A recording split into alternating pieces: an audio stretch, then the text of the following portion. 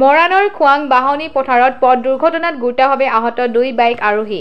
এখন বাইকেৰে খোৱাং নগাবাৰী গৃহলৈ আহি থকা অৱস্থাত এটা গৰুক খুন্দা মাৰি বাগৰি পৰে বাইক আৰোহী।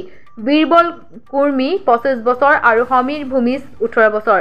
দুয়োজনকে 108 সেৱাৰে ততাতৈয়াকৈ খোৱাং প্ৰাথমিক স্বাস্থ্য কেন্দ্ৰত ভৰ্তি কৰাৰ পিছত উন্নত চিকিৎসাৰ বাবে AMCHলৈ প্ৰেৰণ কৰা হয়। ইয়াৰে বীৰবল কুৰ্মী অৱস্থা সংকটজনক।